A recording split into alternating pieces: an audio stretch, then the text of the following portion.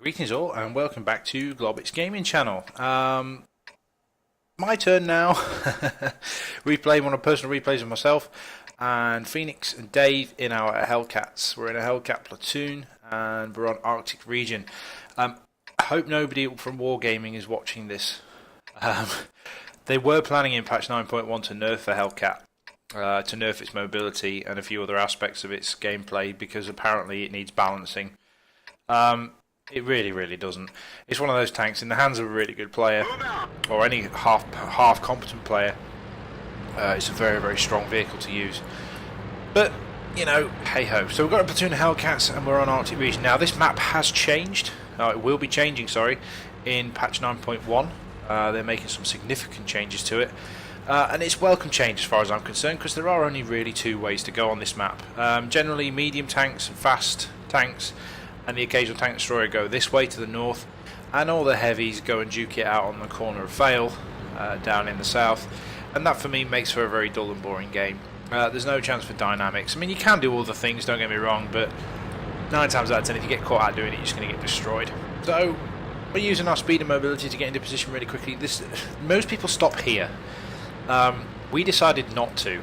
If you've got the speed and you can get to here, then you want to get up to this point right here. Because what will tend to happen if you park back up there where those tank destroyers are, they'll come onto you'll get guys camping down in this little corner down here, and it'll just end up being a stalemate. And if the valley fails, you're not really in a position to support it as such. That was a bounce. As far as I'm concerned, yes, it did say critical hit, it did hit his track, but that would have been a bounce anyway. The angle was too great. Never mind. So what we're doing here is we're using our Hellcats as basically hull down, pokey snipery type shenanigans, and this T-28 just basically drives in my way, but never mind. At least they're going to shoot at him, not me. That's the position I was talking about. Most tanks that come from the south will sit in that position right there, and if we were back where the T-49 is, back in B5, we wouldn't be able to get effective shots on these guys and take them out. Executed the T-49 there in a quick succession. They've reversed quite far down into that gap, that divot down there, and you can't get out of it. We've basically forced them to make a huge error here. And this is the time when we decide this is time to move. Yeah, there's no more targets present, let's move up and sweep and flank around. We're 4-1 up already, it's a little bit of a stomping session this, but hey ho, I'll welcome it after the games I've had before this particular replay was filmed. We've got a kill each, myself and Phoenix. Dave's lagging behind, and there's an AT2. Now the ET2 has basically made a fatal error and gone down into the divot or the recess down there. There's no way he can get out of there, so he's not a threat.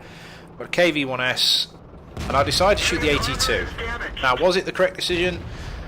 The KV-1S isn't looking at me. I'm not really interested in the KV-1S. I'd rather secure the kill on the AT2. He's a very dangerous tank, especially this tier. Because you get in this kind of tier, people don't know where to shoot them, and it's better if you can secure the kill on it so people can basically move up the middle and stop getting distracted by it, as it were. Now I make a bit of a boo-boo here. I decided to focus on the Easy 2 and allow him an easy shot into myself, which was a stupid idea. And because I'm higher than him, the Easy 2's plate is notoriously thick, but because I'm higher than him, it negates the angling of the plate, so I could actually effectively penetrate him from the front there. And it looks like, is he using the stock turret? Yeah, he's using the stock turret. Okay, so plant some shots into him.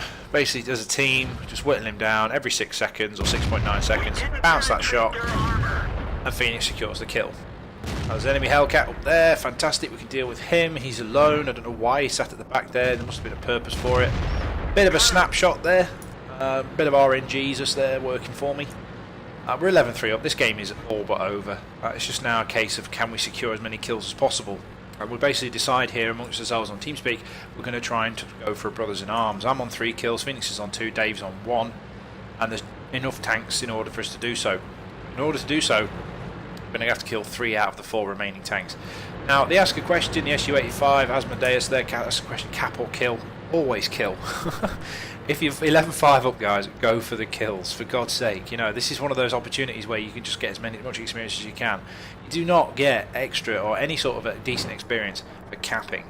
I only use capping if it's one of those clutch games where you just think, ugh, we really have to cap, otherwise we're going to lose.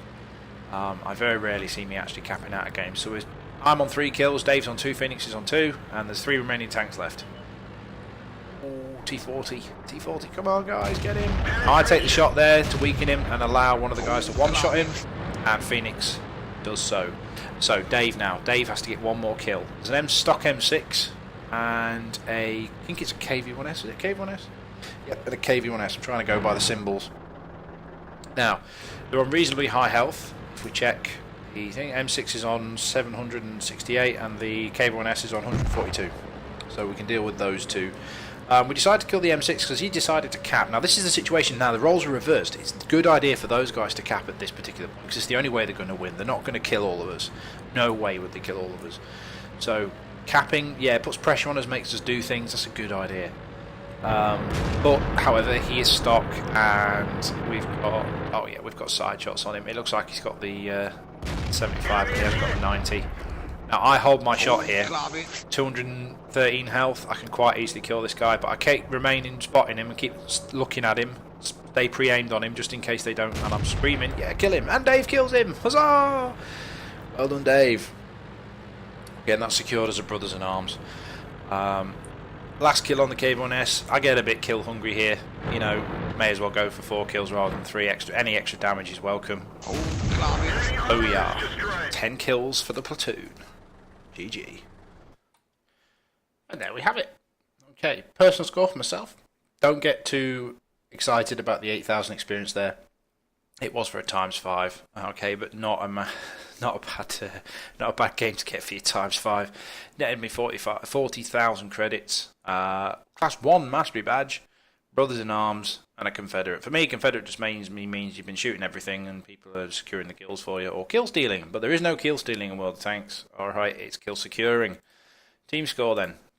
As you would expect, we're in the top 5. Special mention to the KV2, but we don't mention KV2s, because we all know that they're derpy and, you know, yada yada yada.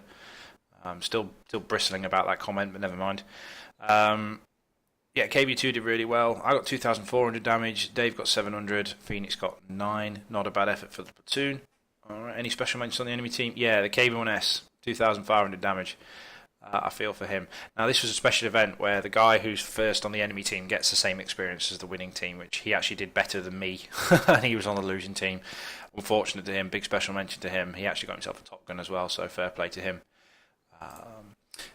Yeah, nothing really too massively, you know, fantastic game. It wasn't a great game. It's just one of those games that just worked really well. We managed to kill 2/3 of the enemy team in a platoon. Hellcats, do they nerve in? No, you just need to play them right. You just need to play them right. If you don't play them right, then they're not very good at all. Play them well, though. These are the kind of games you can have.